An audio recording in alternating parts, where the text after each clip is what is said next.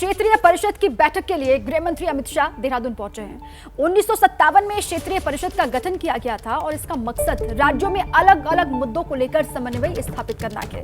आज मध्य क्षेत्रीय परिषद की बैठक होनी है और मध्य क्षेत्रीय परिषद में उत्तर प्रदेश, उत्तराखंड, मध्य प्रदेश, छत्तीसगढ़ शामिल हैं। इसी तरह अलग अलग राज्यों के समूह को मिलाकर 5 क्षेत्रीय परिषद हैं। गृह मंत्री क्षेत्रीय परिषद के अध्यक्ष होते हैं और आज मध्य क्षेत्रीय परिषद की बैठक है और उसकी अध्यक्षता पदेन अध्यक्ष भारत के गृह मंत्री अमित शाह कर रहे हैं। और आपको तस्वीरें हम दिखा रहे हैं, देखिए आप, उत्तर प्रदेश के मुख्यमंत्री, उत्तराखंड के मुख्यमंत्री सभी वहां पर मौजूद। देखिए पुष्कर सिंह धामी, उन्होंने स्वागत किया गृह मंत्री अमित शाह का। अंकित गुप्ता हमारे सहयोगी हमारे साथ जुड़ चुके हैं, वो इस बैठक के बारे में और ज्यादा विस्तृत जानकारी हमें देने वाले हैं। अंकित। जी बिल्कुल, देखिए केंद्रीय गृह मंत्री अमित शाह वहां पर पहुंच चुके हैं और ये बैठक अपने आप में महत्वपूर्ण इस वजह से भी कही जा सकती है क्योंकि हालांकि वैसे तो ये जो 4 राज्य हैं जिनका आपने जिक्र किया है, उत्तर प्रदेश, उत्तराखंड, मध्य प्रदेश और छत्तीसगढ़, इन 4 राज्यों के बीच में एक तरह से समन्वय बनाने की कोशिश भी की जाती है। लेकिन उसके साथ ही में अगर हम जो 2 राज्यों की बात करें फिलहाल आज की तारीख में, तो मध्य प्रदेश और छत्तीसगढ़ ऐसे राज्य हैं जिनमें जो चुनाव भी होने वाला है। लिहाजा इस बैठक को भी जो है कहीं ना कहीं उससे जोड़कर भी अगर देखा जाए तो कहना गलत नहीं होगा। लेकिन अगर हम बात करते हैं इस बैठक की, तो इसमें जो समन्वय के मुद्दे हैं, जो विकास के मुद्दे हैं और जो 4 राज्यों को जो सीधे तौर पर प्रभावित करते हैं और जोड़ते हैं, उन मुद्दों पर चर्चा होगी। और इसी वजह से ये बैठक अपने आप में काफी महत्वपूर्ण कही जा रही है, जिसके लिए केंद्रीय गृह मंत्री अमित शाह पहुंचे हैं उत्तराखंड। जी बिल्कुल, हम तस्वीरें देख रहे हैं। हमने देखा कि कैसे उत्तराखंड के मुख्यमंत्री और उत्तर प्रदेश के मुख्यमंत्री ने उनका स्वागत किया है, उनका अभिनंदन किया है।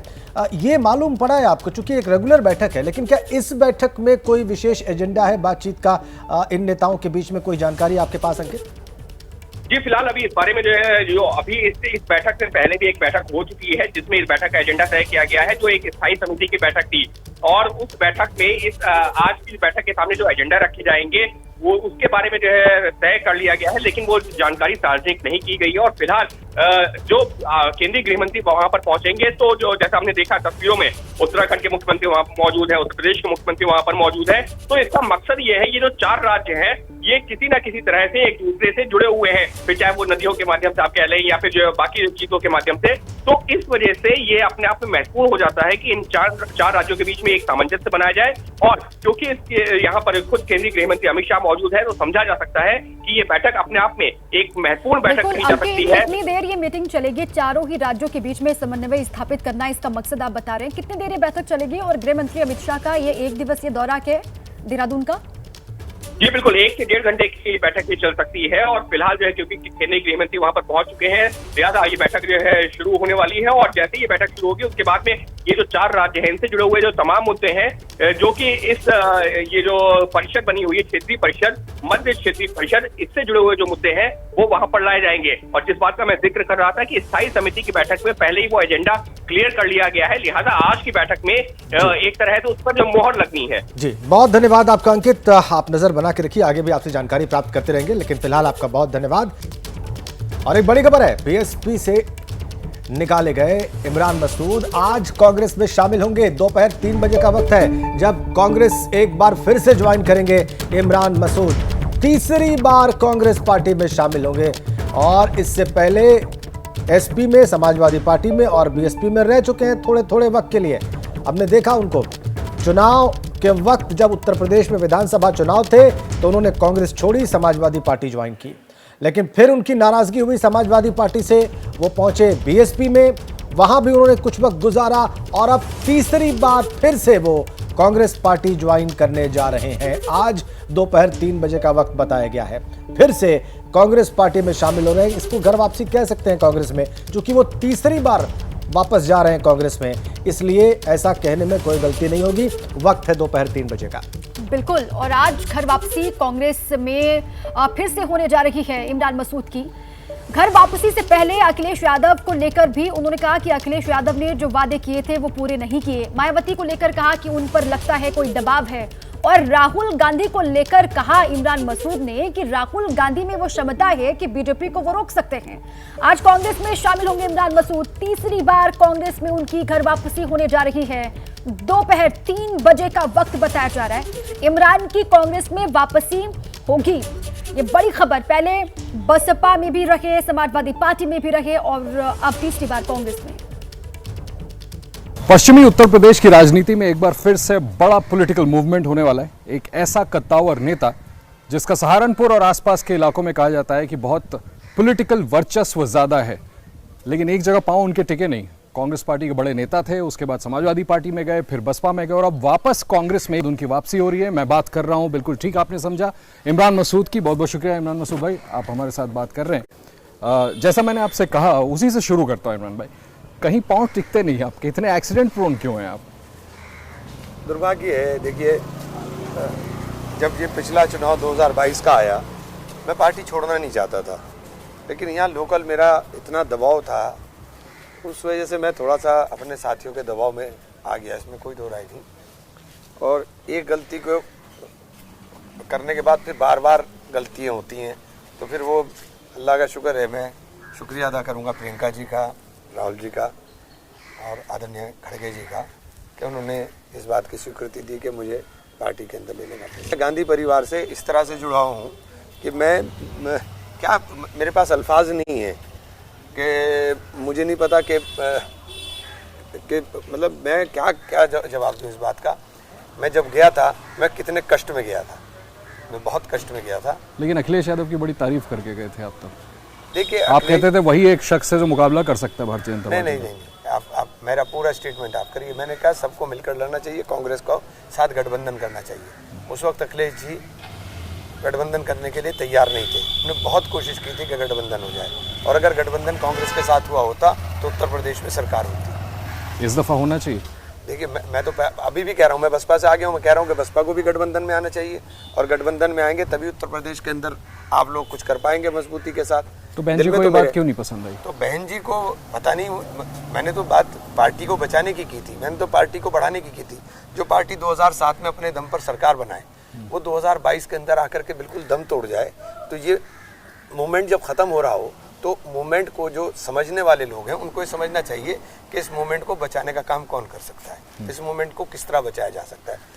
कांग्रेस के बिना ये संभव नहीं है कि मूवमेंट बच जाए। तो यानी कि आपने कोई इनडिसिप्लिन नहीं की थी, आप ये कहना चाह रहे हैं? नहीं, कोई इनडिसिप्लिन नहीं की, मेरा कोई विरोध नहीं था, और मुझे तो पत्रकारों के माध्यम से पता चला कि मेरा निष्कासन हो गया। क्या वजह है कि इस तरह की बात निकल रही है कि बहन जी कॉम्प्रोमाइज कर रही हैं, या आपको लगता है इस तरह की बात है? देखिए, मुझे दिखाई दे रहा है, जो चीज़ दिखाई देती है ना, वो साफ साफ दिखाई दे रहा है। सहारनपुर में उन्होंने कहा था कि आप लोकसभा का चुनाव लड़ोगे, तो बाद में कहा कि साहब आपने किताबें पूरी नहीं की। तो ये इस तरह के सवाल कुछ हैं जो वो खुद ब खुद कहीं ना कहीं शक शुबा पैदा करते हैं। लेकिन मेरा फिर भी कहना है कि किस बात का शक? आपको लगता है राजनीतिक तौर पे कोई प्रेशर है उन पे, कोई कॉम्प्रोमाइज कर रहे हैं? देखिए, मुझे नहीं पता क्या प्रेशर हो सकता है, लेकिन मुझे लगता है कि अगर सही मायनों में जिस मूवमेंट को लेकर के बहुजन समाज पार्टी का गठन हुआ था उसको बचाना है, तो इस वक्त उनको हर चीज़ों को छोड़ करके कांग्रेस के साथ आना चाहिए, इंडिया अलायंस का हिस्सा बनना चाहिए। 100%। आपको कांग्रेस का भविष्य दिख रहा है 2024 में या आने वाले विधानसभा चुनावों में? और मैं आपसे ये भी जरूर पूछना चाहूंगा, मुस्लिम वोट्स किधर जाते देख रहे हैं आप? देखिए, मुसलमान और हिंदू की बात ही नहीं है, देश में परिवर्तन। नहीं, आप बड़े नेता हैं कम्युनिटी के, इसलिए पूछ रहा हूँ कि आपको क्या। मैंने कहा ना, परिवर्तन की बात है। इस वक्त परिवर्तन की लहर चल रही है। इस वक्त माहौल ये बना है कि पूरे देश के अंदर परिवर्तन होना है, तो परिवर्तन की उस लहर के अंदर सभी लोग शामिल हैं। नौजवान भी है, किसान भी है, मजदूर भी है, व्यापारी भी है, सब लोग लगे हुए हैं। कौन परेशान नहीं है? सब परेशान है। आपको लगता है कि कांग्रेस की भूमिका होगी 2024 में? आप हरा सकेंगे, मोदी जी को रोक सकेंगे? निश्चित रूप से। अब ये आपने पुराने विधानसभा के चुनाव के नतीजे देख लीजिए, आने वाले नतीजे देख लीजिए, खुद आप सारी स्थिति साफ हो जाएगी। ओवैसी साहब की भूमिका के बारे में आपसे जरूर पूछना चाहूँगा, आपको क्या लगता है? क्योंकि उनको बिहार में जिस तरह से उनका वर्चस्व बढ़ा या दूसरे प्रांतों में जो बढ़ रहा है, आपको लगता है आप लोगों के लिए खतरा है? वो मुस्लिम समुदाय के एक बड़े पॉपुलर नेता के तौर पर उभर रहे हैं। देखिए, ओवैसी साहब की राजनीति के बारे में मैं बहुत ज़्यादा कहना नहीं चाहता, ना मुझे समझ में आता कि आप असल में चाहते क्या हैं। पहले लाइन ऑफ एक्शन तो क्लियर हो। आपका लाइन ऑफ एक्शन क्या है? मैंने कहा कि लड़ाई दो ध्रुवों पर है। वो तो कहते हैं अक़लियतों के इंसाफ के लिए लड़ रहे हैं। नहीं, आप अक़लियतों का इंसाफ उनसे कैसे करा लेंगे जो अक़लियतों के साथ ही नहीं चलना चाहते? ऐसा आपको लगता है? हाँ, बिल्कुल लगता है। तो वो किसके साथ चल रहे हैं? नहीं नहीं, देखिए ना, आप या तो आप इधर रहिए या तो आप इधर रहिए, आप किसी के साथ तो रहेंगे, या तो किसी को फायदा दीजिए, किसी को नुकसान दीजिए। आपके काम करने से नुकसान किसका हो रहा है ये उनको देखिए जो ना। आपकी पार्टी, आपकी होने वाली दोबारा से पार्टी बीजेपी की बी टीम कहती है, आप उससे इत्तेफाक रखते हैं? मेरे इत्तेफाक रखने ना रखने से फर्क नहीं पड़ता, जो चीजें दिखाई देती हैं वही बात बोली जाती है। और वही दिख रहा है आपको लगता है उनका असर से नुकसान हो सकता है आप लोगों को? नहीं, लोगों की समझ में आ गई। देखिए वेस्ट बंगाल में क्या हुआ, समझ में आ गया ना लोगों की, लोग समझ गए। कुछ दिनों पहले हम एक आर्टिकल पढ़ रहे थे कि संभव है, आखिरी सवाल, कि राहुल गांधी प्राण प्रतिष्ठा से पहले हो सकता है कि रामलला के दर्शन करने अयोध्या जाए। आपको लगता है राजनीतिक तौर पर ये सकारात्मक कदम होगा उनकी तरफ से? देखिए, धार्मिक कार्य करने में, कोई भी धार्मिक कार्य है, अगर कल मैं कहीं किसी उसके अंदर जाता हूँ तो दूसरों को क्यों एतराज होगा? धार्मिक कार्य तो सबके मानते हैं, उस धर्म के लिए उन्हें मजबूती के साथ जो करना है वो करना चाहिए। इसका कोई पॉलिटिकल नफा नुकसान नहीं, उसका पॉलिटिकल, और उसे राजनीतिक चश्मे से देखना भी नहीं चाहिए। कोई भगवान राम जो है, भगवान राम आस्थाओं के प्रतीक हैं, और भगवान राम के प्रति जितनी आस्था देश के अंदर रहने वाले हिंदू की है, हमारी भी उतनी ही आस्था है, क्योंकि वो करोड़ों लोगों की आस्था के प्रतीक हैं। और मेरा मज़हब भी ये सिखाता है कि मैं दूसरे के मज़हब का सम्मान करूं। बहुत शुक्रिया हमसे बात करने के लिए इमरान मसूद साहब, जिन्होंने एक्सक्लूसिवली एबीपी न्यूज़ से बात की, अपनी बात को मुखरता से रखा। उनका कहना है कि भाई लोकसभा लड़ेंगे नहीं लड़ेंगे तो पार्टी बाद में तय करेगी, लेकिन उनका जो लगाव है कांग्रेस के साथ और ख़ास करके गांधी परिवार के साथ, छोड़कर जाना नहीं चाहते थे, किसी परिस्थितियों में वापस छोड़ के गए थे, और अब इनकी बड़ी वापसी एक रोज़ बाद फिर से हो रही है। कैमरामैन सुनील के साथ आशीष कुमार सिंह, एबीपी न्यूज़, सहारनपुर। गांधी परिवार से लगाव की बात की, और आपको याद होगा जब कांग्रेस छोड़ रहे थे और समाजवादी पार्टी में जा रहे थे, तब भी उन्होंने गांधी परिवार के बारे में कोई नकारात्मक बात नहीं कही थी। और इसी बीच एक बड़ी खबर आ रही है, आपको उससे रूबरू करवा दें। गाजा की ओर से इजराइल पर रॉकेट अटैक किया गया है। अश्कलोन और तेल अवीव में हमला हुआ है। रिहायशी इलाके में दागे गए कई रॉकेट। गाजा पट्टी से इजराइल पर रॉकेट हमले किए गए हैं, रॉकेट दागे गए हैं। इजराइल ने युद्ध के हालात की घोषणा कर दी है। बड़ी खबर, ये तस्वीरें आप देखिए, इन रॉकेट्स के दागे जाने के बाद इजराइल के आसमान में धुआं उठ रहा है। ये देखिए आप,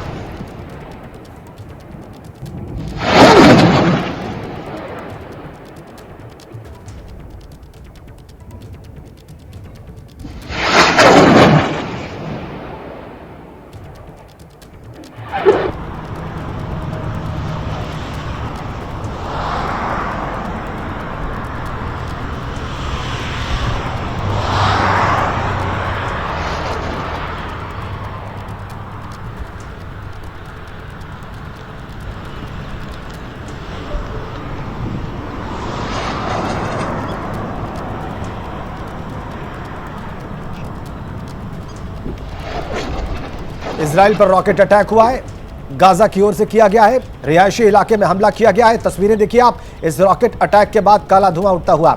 रिहायशी इलाके में वो लोग जहां पर आम लोग रहते हैं, वो जगह, उस पर हमला किया गया है। गाजा की ओर से रॉकेट दागे गए हैं और इजराइल ने युद्ध जैसे हालात की घोषणा कर दी है। इस रॉकेट अटैक के बाद ये वॉर लाइक सिचुएशन है, इसको डिक्लेयर किया है इजराइल ने। और ये तस्वीरें तेल अवीव से, जो इजराइल की राजधानी है, युद्ध के हालात की घोषणा कर दी है इजराइल ने इस रॉकेट हमले के बाद से। और अब देखना यह होगा कि इजराइल कैसे रेस्पॉन्ड करता है इसको, इजराइल कैसे जवाब देता है इसका। आशीष कुमार सिंह हमारे सहयोगी इस वक्त हमारे साथ जुड़ चुके हैं। आशीष, ये तस्वीरें बहुत कुछ कह रही हैं, काला धुआं उठ रहा है और ये तस्वीरें संभवतः तेल अवीव की हैं, रिहायशी इलाके में हमला हुआ है, क्या जानकारी मिल रही है आपको?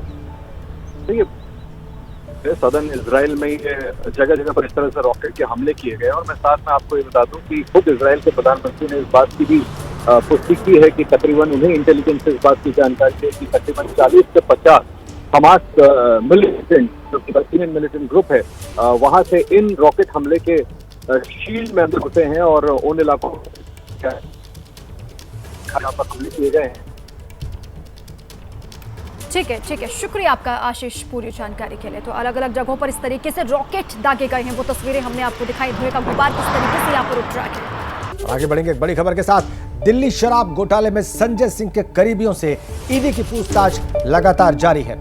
आज संजय सिंह के एक और करीबी विवेक त्यागी से ईडी की टीम पूछताछ कर रही है।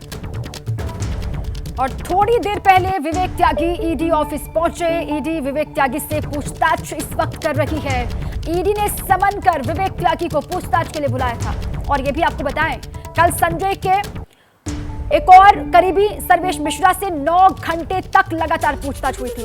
वहीं संजय सिंह आज लगातार दूसरे दिन भी ईडी की टीम के सवालों से सामना करेंगे। उनका सवालों से सामना होगा। सवालों की लंबी फहरिस्त का ये जा रहा है।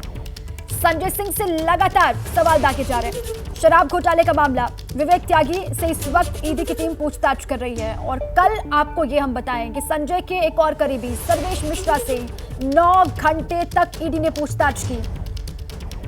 तस्वीरें कल सर्वेश मिश्रा से हुई पूछताछ के वक्त की, जब ले जाया गया उनको पूछताछ के लिए। 9 घंटे तक ये पूछताछ हुई।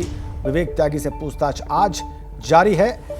कल समन किया गया था, लेकिन कल विवेक त्यागी नहीं पहुंचे थे। आज उनसे पूछताछ चल रही है ईडी की टीम की।